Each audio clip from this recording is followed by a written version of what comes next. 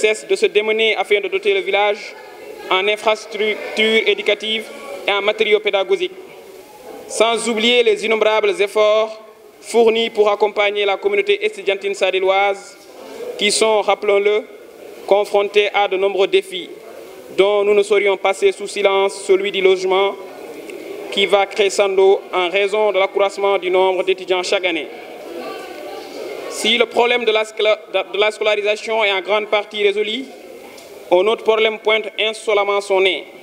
c'est celui de l'emploi, car toute poursuite d'études est nécessairement motivée par une perspective professionnelle qui viendrait récompenser les efforts et les sacrifices consentis par l'apprenant, et aussi d'apporter un retour sur investissement pour les parents qui n'ont ménagé aucun effort pour notre réussite. Mais malheureusement, l'emploi stable est devenu la chose la plus rare dans notre pays. Une situation qui peut s'expliquer par plusieurs facteurs dont nous ne sommes guère en méconnaissance de cause. Toujours est-il que rechercher du travail est devenu un travail pour nous. Ironie du sort. D'où la pertinence de notre thème, insertion professionnelle et entrepreneuriat en milieu rural. De l'eau en abondance, des terres arables à perte de vue, un environnement favorable à l'élevage et plusieurs autres potentialités, des opportunités en or pour qui veut créer de la richesse. Notre conférencier nous édifiera davantage. L'avenir est dans les campagnes, nous disait un de nos professeurs. Alors, mes frères et sœurs, braquons nos regards sur notre terroir. Là peut se trouver notre salut. Au demeurant, nous devrions aussi nous orienter vers des études plus professionnalisantes, à l'instar des ICEP, qui offrent des formations clés pour la réussite, sans trop s'éloigner de chez nous. Le conférencier, très cher oncle Hameli, homme de culture et de science, m'excusera sûrement pour mes intrusions sur son thème. Avant de terminer, je me dois de parler du défi majeur auquel les étudiants sadellois sont confrontés, celui du logement à Dakar. Nous appelons nos chers parents à accorder encore plus de considération à cette question. En effet, l'amicale compte plus de 30 étudiants régulièrement inscrits à Dakar et ne dispose que d'un appartement. De plus, chaque année, le nombre s'accroît considérablement. Nous craignons de ne pas à l'avenir trouver un logement pour tous nos étudiants. Pour finir, nous devons comprendre une chose très importante. L'émigration, qui a été jusque-là la première source de revenus pour notre village, devient de plus en plus inaccessible, mais aussi très sélectif. Et aussi s'essouffle en raison de plusieurs facteurs dont nous connaissons. Les pays de destination se barricadent de jour en jour. Y entrer relève maintenant d'une véritable recherche de la quadrature de cercle. En conséquence, nos villages se voient ainsi privés d'une manne de financement considérable. La seule alternative qui s'offre à nous s'avère être l'éducation et la formation pour un capital humain compétent et présent dans tous les secteurs professionnels de notre pays. Ce faisant, notre village réalisera son développement sur tous les plans. Et ces enfants n'auront plus besoin de traverser océans, déserts et forêts en recherche de leur subsistance. Enfin, j'aimerais partager avec vous cette strophe extrait d'un poème de Léopold Sédar Senghor dédié aux tirailleurs sénégalais. Notre noblesse nouvelle est non de dominer notre peuple, mais d'être son rythme et son cœur, non de paître les terres, mais comme le grain de millet de pourrir dans la terre, non d'être la tête du peuple, mais bien sa bouche et sa trompette. Je vous remercie de votre attention. Vive l'éducation, vive Sadel, vive Amerès. Journaliste Hameli, eden jarno Babia, eden jarno les représentants du parrain et de la marraine, eden jarno kala bandiraɗo garɗo tawtorado. Ko adi fof ko wiide tan so tawi ene wiyeteno Sadel naɓe janggani, mi sikku kam hande ɗum ɗon hankadi ne wonti hunde ɓennude. Sabu hande so Allah eden jogui hedde cabannayyi walla cabantati étudiant ɗo e université. Jangde natti wonde caɗele men hankadi ko liggey. Donc noon holno mbatten ha sukaɓe men mbawa liggade. Ɗum tagui temme ƴettuɗen o gam notre éminent journaliste kawmen Hameli yewtana en. So tawi en ƴeewi to gummiɗen to Allah ne waɗi ene heewi kala gueɗe mo gandanɗa hoorema balloje yimɓe no dañiri. Eɗen jogui maaje, eɗen jogui leyɗele, eɗen jogui jawdi, kadi eɗen jogui suhaaɓe ɓesgu. donc noon heddi tan ko volonté heddi tan ko peejo no ƴeewirte ngam yimɓe dutto mbaɗa toon créé ganduɗa hoore ma ko wiyete gueɗe dañal ko heddi ko faate étudiant ji ɗi wiideɓe tan nde ɓe ɓeydoro wattude hakkillaji mabɓe e formation ngaji mo ganduɗa hoore ma so neɗɗo waɗi ɗum ene wawa ni hayso tawi goɗɗo ligginanimo kanko omo wawade créé propre entreprise makko o wawa ligginde hoore makko kadi o wawaten créé ko wiyete ngaalu ha kone wonta nafoore to ummi to wonta nafoore jinnama makko saabu kala janggowo so janggi ha dañi gandal kadi yiiɗi koko wooda ko ɓeydani galle mabɓe ko wooda ko ɓeydani wuuro makko wooda ko ɓeydani leydi makko ko ɗum ɗon tan woni hande alhaali temo ko heddi ko ma kawmen hammeli yaɓɓani henen no feewi min calmini bandiraɓe foof on jarama yo Allah ken nde gasdirende jaam on jarama Amadoulah mboɗo yinno noon kokkon kam mi haala e jolfe par ce que ɓe gonnuɓe ɓe jaadumuɓe ko jolfu ɓuuren hewde je crois que ɗon mbawi kam hokkude ɗum ginaaw bima sante yàlla julli ci yonent bi di nuyu mbooloo mépp di ci jiital président Sarr Diop Samba Diop di nuyu bu baax suñu grand frère Yaya Ndongo moom mi nga xam ne lépp lu am Sadel koo gënal di nuyu ñu nekk ci table bépp autour de la table di nuyu tous les invités jël nag sama nuyoo beral ko ñii ma àndal ñii jóge Mbuur ñii jóge Gandiaye ku mel ni man ñii jóge fii ci Ndakaaru ak yeneen dëkk yu fasandiku kon nag yéen ñi ma àndal nuyu naa leen bu baax kenn ku ne ci turam ak santam di kontaan nag ci seen teewaay li leen tax a jóg jar naa jóg parce que mooy Mariam Fall bu ñu yëkkatee lu mel ni marraine teg ko ci loxoom mu doon doomi Sadel yaayam ak baayam doon waa Sadel mu nekk Sadel naajo 100% fi ngeen ko teg foofa la ñu ngi leen ciy jaajëfal bu baax a baax yàlla am pay yàlla fay kontaan nañ ci bu baax a baax ay bokkam kontaan nañ ci bu baax a baax moom nag daf fi ñëwee ñaari casquette doomi Sadel la naam waaw waaye nag dafa am beneen taxawaay bu mu fi taxaw waa APR 100% la Marième Faye Sall moom mooy roywaayam Marième Faye Sall fu mu teg tànkam foofa rek lay teg tànkam moo tax bañ na ko ba jël groupe boo xam ne bii moom la ko tuddee bu ngeen xoolee kii bi ci ginnaaw nii di ngeen ci gis naatal la première dame gis ci naatalam kon na loolu day firnde rek attachement bi mu def jëmale ko ci la première dame kon nag loolu bu ñuy ñëwee fii tey war nañ koo fësal wax leen ko ngeen dégg ko social rek lay dox ak développement tey jii bu ngeen demee Paris nga dem lu mel ni Barbès wala weneen dëkk foofa tudd Mariam Fall xam nañ ko di togg ay ñam di leen yóbbul di wut ay yëre di leen yóbbul loolu la fa nekkee di dox social boobu nag suñu biir kër la ko njëkkee suñu biir kër ak mbokk yi ca la ko njëkkee ba waajur yi dundee benn ñu jógee àdduna loxoom musul génn ci kër gi kon nag dañ koy ñaanal yàlla rek fan nu gudd wér gi yaram lu mu am ren yàlla na am lu ko déwén di kontaan ci moom saa su ne madame Guèye bala may saa ngi nii toog bala may sa Maodo Kama ci wetam ñu koy wax ci ami Kolle ren laa ngi nii Kurawan Fadli ñi fi ne daal ñëpp daal ñu ngi fi ña ñëwul it ñii ñëw représenté nañ leen Thierno Yaay Ndongo sant nañ la gërëm nañ la wax dëgg yàlla gis nañ sa taxawaay lépp loo am Sadel ko gënal kon nag mbokk yi li fees ci yàpp bi xejul ci cin li xanaa kay dañ ciy jukki rek quelques paroles ñu mën a jébbal kàddu gi may ñeneen ñu yàggal waxtaan bi wax dëgg yàlla kontaan nañ fu kontaan mën a am Marième Fall kontaan na fu mën a am mbokki Marième Fall kontaan nañ ci mën a am fa ngeen ko def daal foofu la def ngeen ko place am Marième Fall di Sadel Naajo waa Sadel jël lu mel nii teg ko ci loxom mu kontaan ci baax a baax yàlla am pay yàlla fay kontaan nañ jërëjëf merci beaucoup ede ɗon tawa o jeynaka ɗon kono alhamdulillah jettoɗe godani Allah ɗo jeeɗen ɗo en jeynama ɗon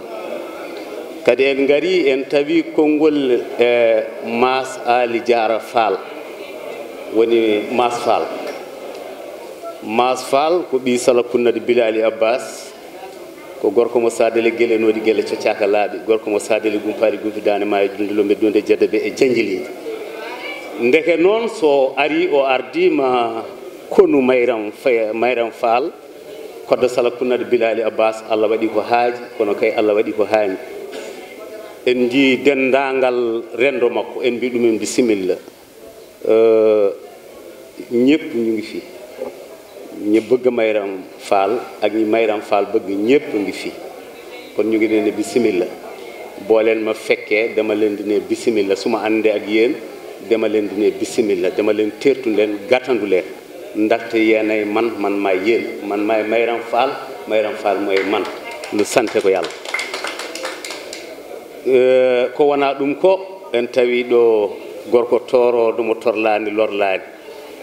ujjani bamɗe toroɓe yeeyi toro mango holi on gorko toroɗo komo Sadele gumpali gumpidande maayo kadi ko koɗɗo law holi on koɗɗo law oɗo gorko toroɗo keɗɗo mi wimo ndongo nde heewani weeɓani nde ene yiite e galle Alpha Ousmane nde heewani weeɓani nde ene yiite e galle bammakko Alpha Siré Mamadou Mamoudou Sawa jaari bammakko nde heewani nde ene yiite ɗon min mbima bisimilla an sa ari Sadil fo ardi a wiyama bisimilla seydi ndongo ka katante Sadil ka katante wuro ngo kala ko menno dañede hen koyngal ma tawama hen kala ko menno dañede hen jungo ma tawama hen ay aduna ko wiide e wadde ma a wi ma a waɗi Alhaji Samba so Bilali Abbas o wi so giɗo ma wiyama wiyata waɗata o woppuma o waɗata o waɗanta anon seydi ndongo aɗa wiya aɗa waɗa aɗa wiya ko moƴƴi aɗa waɗa ko moƴƴi duttoɗen e Sadele guele noodi guele coccaka laaɓi est-ce que association des étudiants et élèves de Sadel wonɓe ɗo e duɗal jaaɓi hatirde e wonɓe ko wona e duɗal jaaɓi hatirde fof beltanama e konu mumen eɗen jaɓɓoɗo rewɓe awluɓe Binel Sambalel Siré Hamad Demba Boubou Damande Moutara Abi Tuwa Dawa Siré ene arde e miñumen ene arde sehilaɓe mum ene arde konu mum ɗum noon Binel Sambalel ɗo bisimilla ma eɗen dutto e Sadel nde Sadel gila e kotki Sadel hanki mi wi e kongolam goto fof heeɓi fodde mum goto fof ɗaldama e gueɗal mum goto fof ɗaldama ko jeyno à 1679 walla à 1675 nde Sadel hoɗi nde avant ko ceerno Sadel nde fiile ceerno Sadel aɗa andi ma wuuro hoɗande neɗɗo ara fiile wona gila nden faade joni joni o Sadel ene heeɓi fodde mum koye wuuro gure ɓooyɗe e nder Fouta jeeya so wiyama Fouta ko te Sadel ko hen jeeya so wiyama région de Matam Sadel ko hen jeeya so wiyama Ngenare Daɗe Gueloɗe joggongal fof ɓuura welde dande hanke e jamanu wuro Koli Sadel ko hen jeeya e nder Ngenar temedere e gure joyyi nde Jammel e Nawel cuɓa mbaɗa commune wonti temedere e gure tati Sadel ko hen jeeya ndeke noon ɓesgu Sadel so waɗi ndeɗo ñalande mi wi waɗi watti jomum waɗi koko wawi ɓe mbaɗi ɓe mbatti min ñaago Allah yo ɓesgu Sadel jogoro jaam kala ko wonno ɗon hanki nan ɗon jange njuule nan ɗon ngawen ñaamen nan ɗon iren ñaamen nan ɗon ndemen ñaamen nan ɗon mbaddoɗen jeeyen pitali men keɓen geɗe men nan ɗon kono ñeeñagu men nan ɗon kono en jetti Allah taniraɓe nelaɗo sallallahu alaihi wasallam nan ɗon so welama mi fira ɗum jange juule ko sad toroɓe saade goto fof heeɓi fodde mum jang ɓe piila ceerno sadel kedde wonde ceerno sadel almami doob hedde wonde almami doob eliman hedde wonde eliman sumaraɓe e liiliɓe keeɓi gueɗal wonde eliman seɓɓe nan ɗon so arodiroɓe taƴi almu tangguilama balwal ndimagu ɓitti banum debbo yeeso e caggal golle dabɓe ɗe jiida ciirol so jokkodiri so cuurki waɗi niɓɓere ɓe lomto yolde mo tawaka ɓe noto konu goto fof ara waɗa hen fodde mum eɗen ciftoro ɗo noon worɓe seɓɓe yaaɓe tuɗɗiɓe leppi leydi tuɗɗiɓe leppi teddugal momma yaa cugel cillo sadio yo yurmede Allah wonde makko daraninoɗo sadil ha timmi yaya juulori kazalika ko noon daraninoɗo sadil ha timmi Amadou Konté ko noon daraninoɗo sadil ha timmi kono ɓe lomtinino ɓesguji mabɓe nan ɗo so wonti duttoɗen e maayo so fifire dari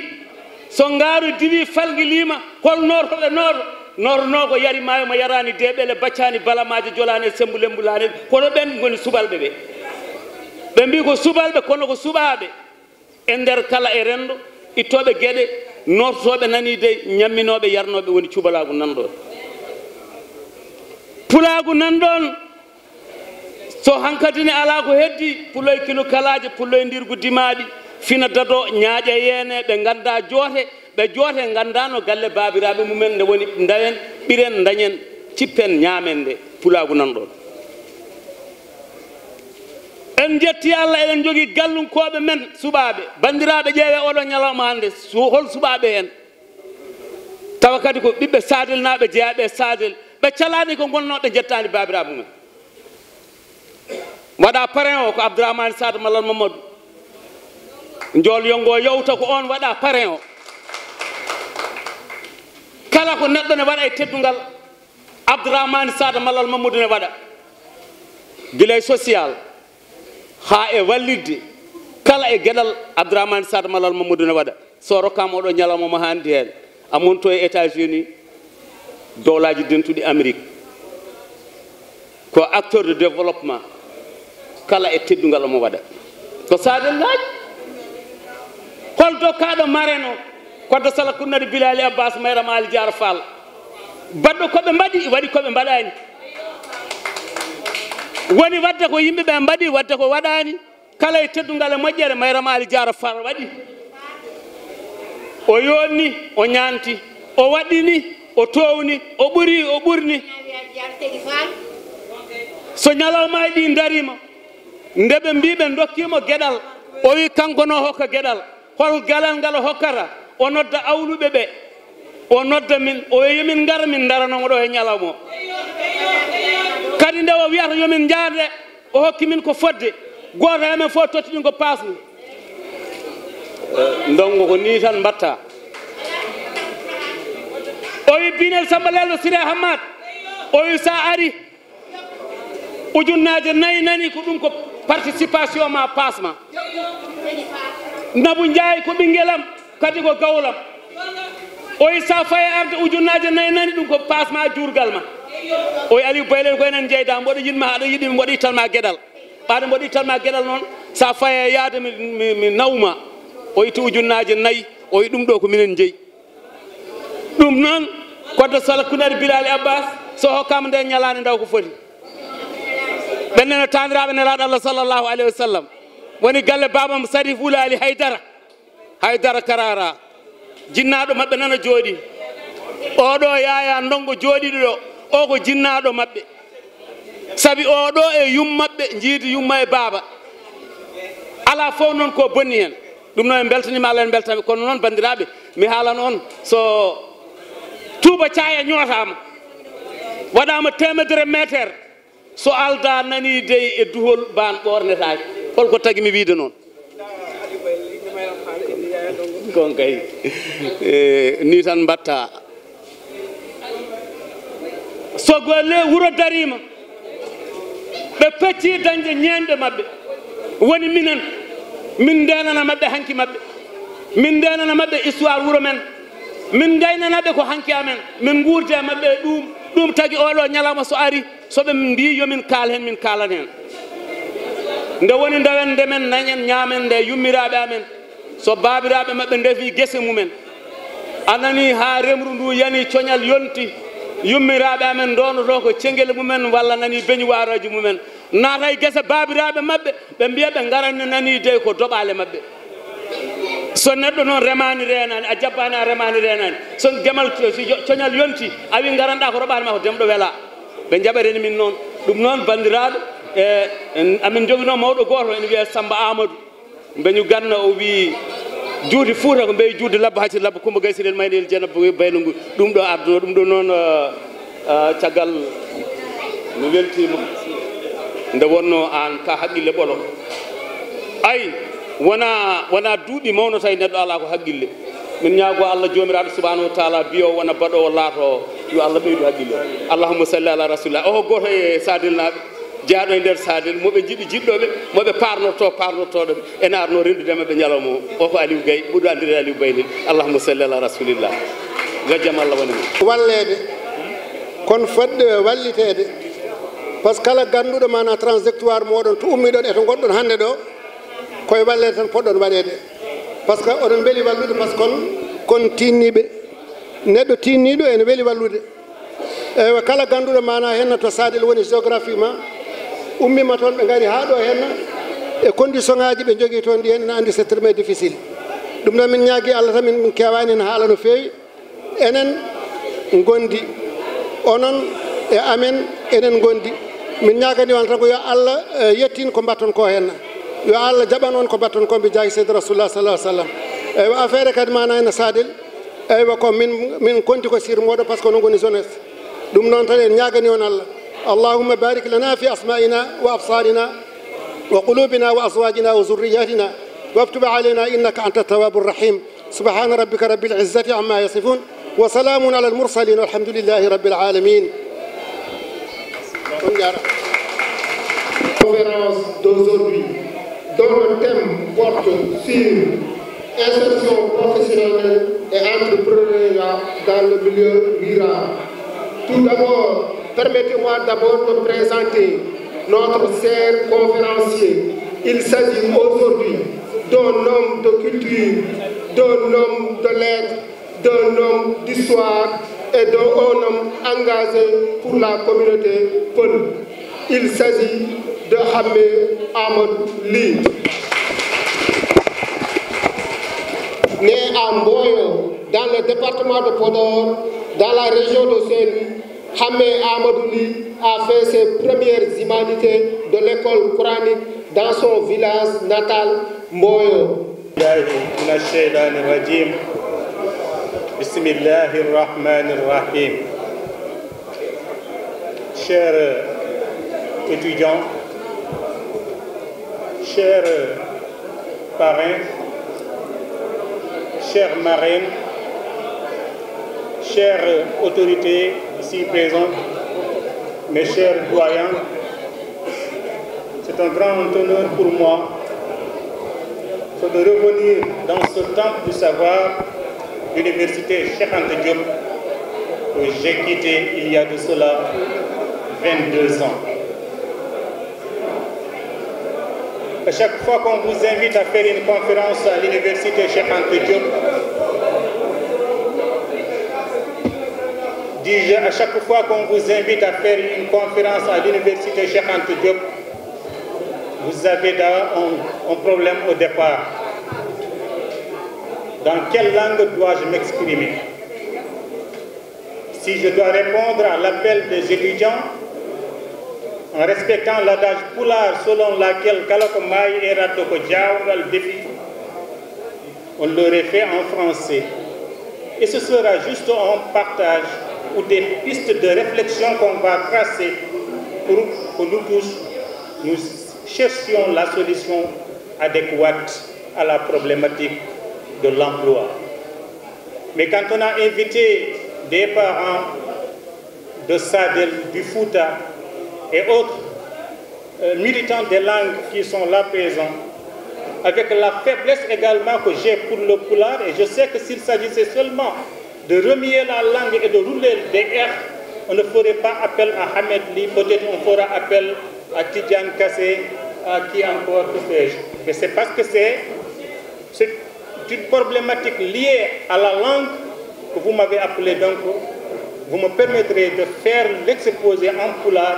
même s'il faut après faire un résumé en français. Pour la faiblesse que j'ai pour cette langue, je ne pourrais pas être à l'aise.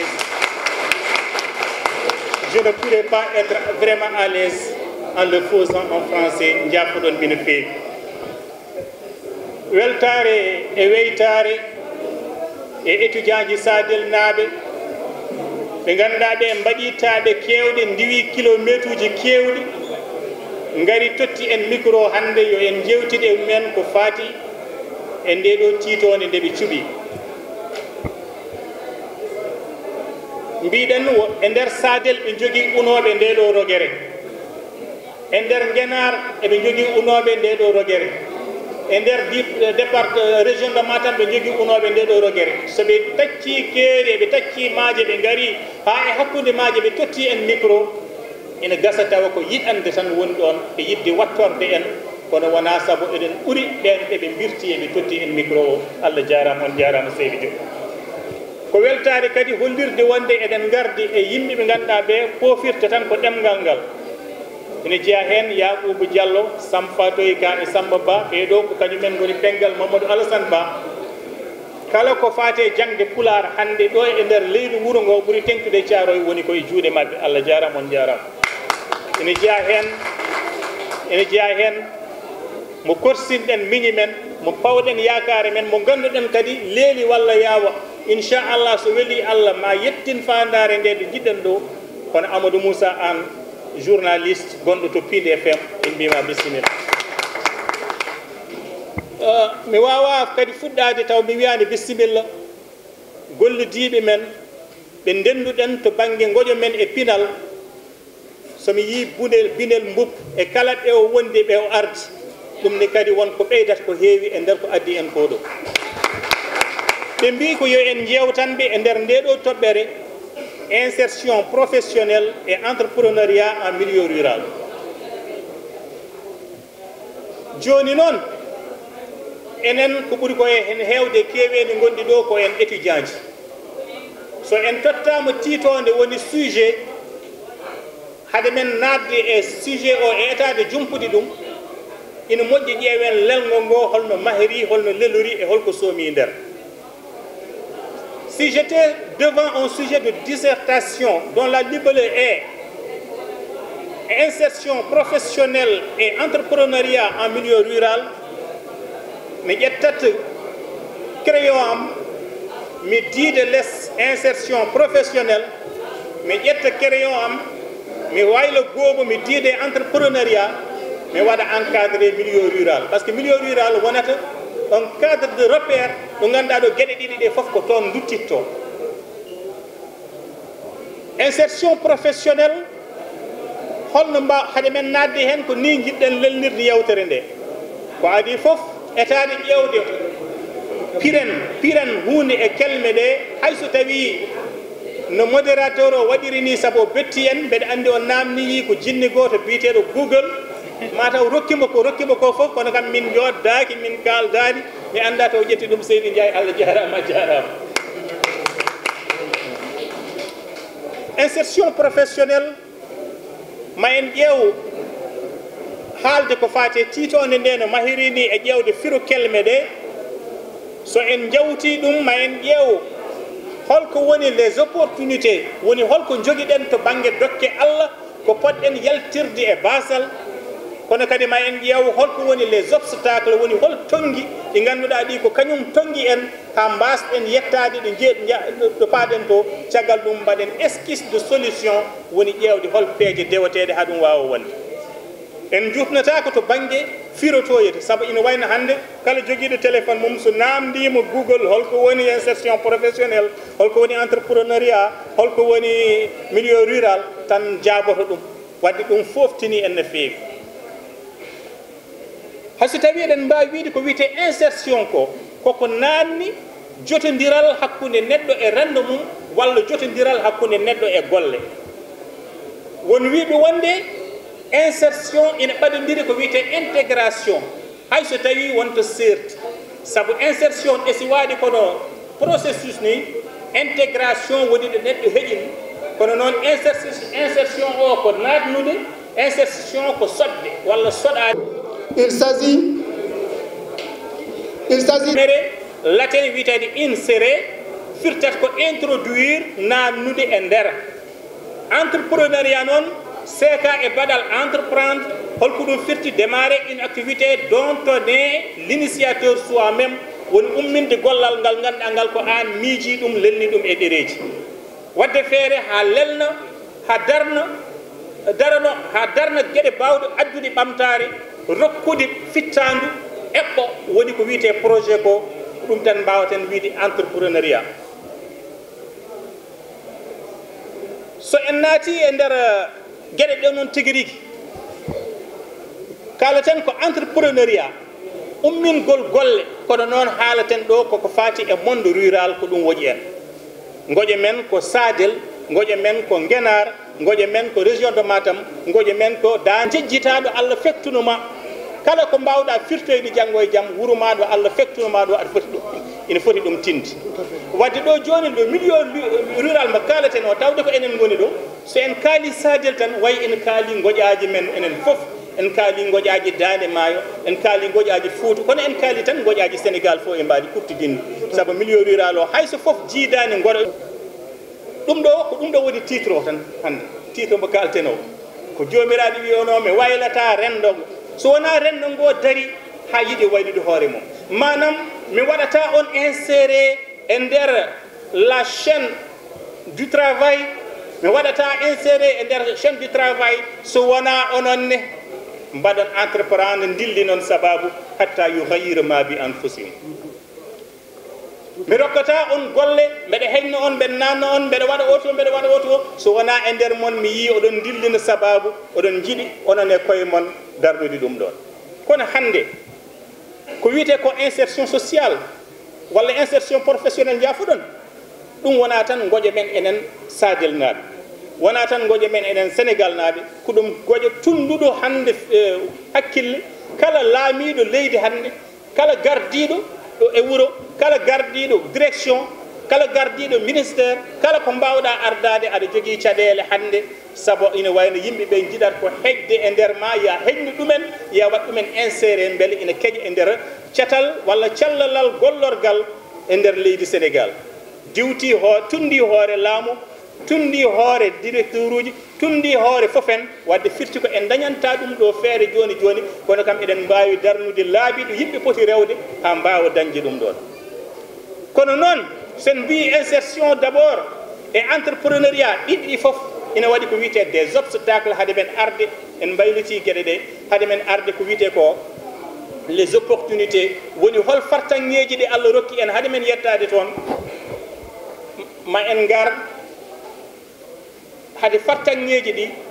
e Allah rokki en ma en gar e hol tongi d' abord ɗo joguiɗen tongi ɗi eɗen pecca ɗum e won dogue ina jeeya hen tonggol gadunol jangde men l' éducation nationale du Sénégal l' éducation nationale ko ɗum tonggol ɗo yete yiiɗi wonde y a un problème d' adéquation entre l' éducation et la vie quotidienne manam ina waɗi luural hakkude ko yimɓe ɓe nguuri ko e ko yimɓe ɓe janggata ko ko janngaten ko e ko nguurɗen ko luural nan ɗon aɗikat wona wadde holko ɗum firti caɗele gadane goni koto caɗele éducation men jangde men